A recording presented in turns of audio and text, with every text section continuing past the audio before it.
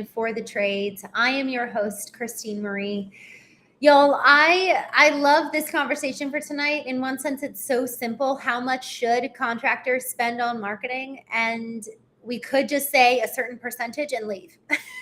But I want to offer real value to help you in making this decision. Y'all, this conversation is important because how much you all spend on marketing could very well be the thing that scales your business, grows your business, or helps your business die on the vine. And spend in and of itself is not a strategy.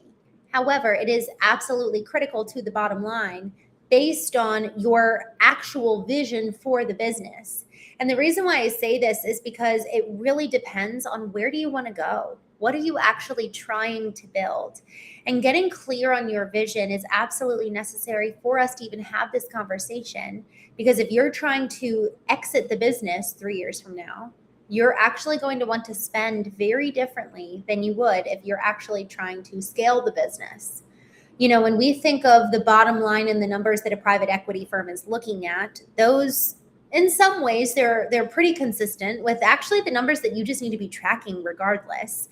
But there's more opportunity to take from the bottom line to reinvest in the business if you are looking to scale it versus money that you probably want to preserve and hold on to at the end of the year if you're looking to sell the business. And another point here too, and actually we had a conversation the other day with a gentleman, Bennett Lebowitz, who's the president of Pando Consulting, and this is what he does. So I love that conversation with him where we were talking about how to prepare companies for exit.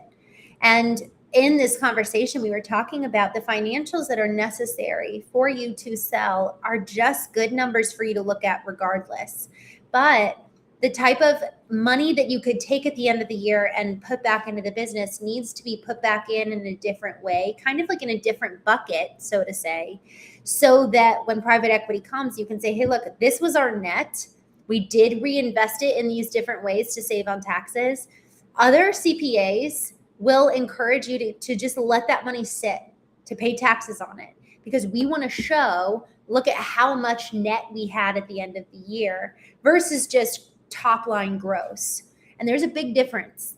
There are very penny poor, multi-millionaire companies that are, very much so producing. It's a high net worth gross company, but it's a gross profitable business, but their net is very poor. And so, when we're thinking about the direction of the business and where we want to go, we need to be thinking in our budget accordingly based on our vision. And, if you want to sell in 15 years as opposed to 3 years, all right, well, let's actually reinvest for these next 5 to 10 years to really build the brand, to build the business for the sake of it becoming an exitable business. And y'all, I would even encourage you to talk to companies that have already done this, or to consultants, honestly, like Bennett. He's not paying me to say this, but like Bennett, who advises companies, don't wait until you're ready to sell.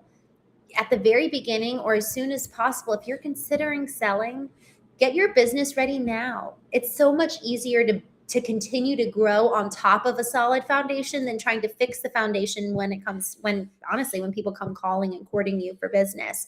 They're going to take those cracks in the foundation as excuses to lowball you. So stave off any risk at the outset and go ahead and fix that faulty foundation right at the beginning. So to that point, how we want to spend specifically on marketing, again, it depends on your vision. And another thing it depends on is talking about the next 3 to 5 years. Just what are your goals as a business? So yes, are you trying to sell, scale, or have a succession plan? But now let's look more granularly. What are your goals for the next 3 to 5 years? Because if you're going to be going into a new market, you actually should reserve a much higher percentage budget or marketing budget to revenue. And y'all, this is what I've seen, and I've worked for these companies, serving as fractional chief marketing officer, doing their Google ads, where it's anywhere between 6 to 10% of the percentage of the total gross in terms of revenue goes to marketing. I've also worked with businesses that it's maybe 1%. But you can see the slow pace of their growth as a result of the low spend that they're giving to marketing. Marketing is really, really important. Now, the question of why you would give more budget to marketing is, again, kind of going back to, okay, well, what's your vision for, selling, scaling, or succeeding? But what's also your vision for 3 to 5 years? Because here's the thing. If I was to, and this is a real life case scenario, be the CMO of a business that has 8 different territories and they're looking to open businesses in 2 or 3 other territories in 2026 and 2027, well, I actually am going to reserve some of the budget that I would spend. I would take the whole sum of what I can spend, divvy out by percentage. So let's say we've got 100% of the pie, and I get to spend 8% of the marketing budget throughout all of these 8 territories plus the new ones. Y'all, this is literally, as I said, this really happened. Y'all actually taking a small percentage of the 100% and putting it in the best territory. Now, you need to have proven data to do this, but being able to know with verified evidence that, hey, we've been able to spend this much year over year, and we can forecast a certain amount of growth. We grow 5 to 10% in this market every year. Now, it is actually better to maybe scale back a little bit, and maybe we're going to grow 7% in this market, maybe 5%. But because we're adding in a brand new market, we need to take the extra percentage of ad spend and marketing spend here and allocate it over there, so that over there, out of the 100% piece of the pie, that gets 20%, 30%. Y'all, I was being a CMO for one particular business, and they were like, man, why in the world are we not able to compete in this new market?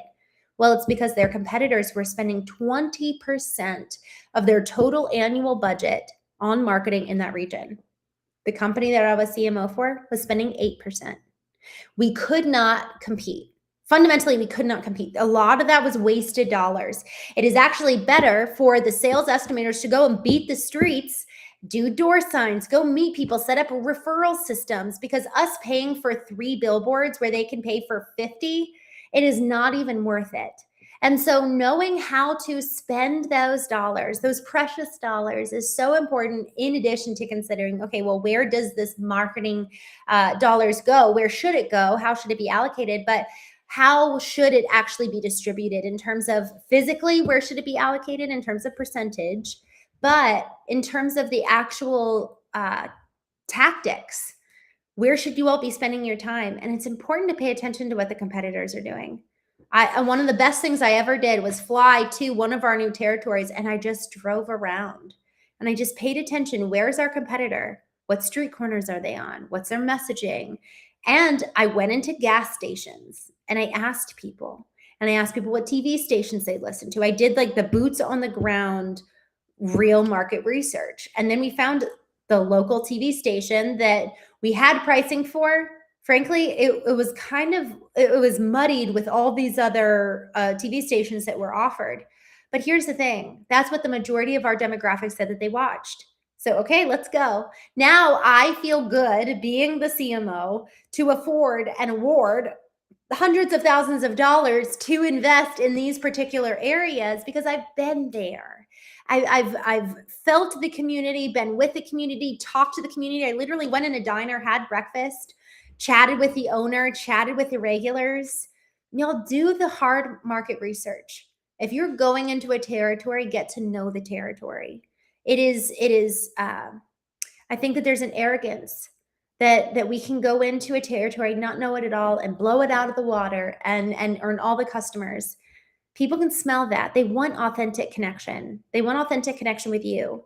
And so for us to be able to connect, we have to know who we're connecting with in the first place. So for us to be able to make the correct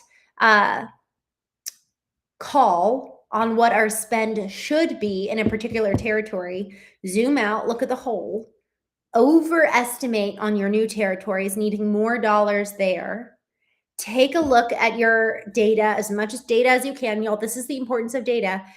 Ideally forecast out based on what have we spent in the past, what has been our year over year growth. Because here's the thing, you could spend the same amount in the same territory for 6 years and grow your leads because they are just more familiar with you. You don't necessarily have to spend more per se. In fact, you could probably start spending a little bit less as the years go by. But pay attention to where your audience is, hang out there, and overemphasize on new targets and new territories. But first and foremost, get to know the territories to begin with. Go hang out with them. Where are they spending their time? What are they consuming? Where are they hanging out? And in so doing, we actually get to be able to serve way better because we come to know who these people are. We come to know the families, we come to know the high schools. And so, this question of how should contractors spend their marketing dollars, it must be data driven and it must be people oriented in execution. So, data driven in terms of forecasting, estimating the budget, people driven in the execution and distribution of it. Thank you all so much for joining. I will be on again tomorrow and we will dive into another topic to serve the trades.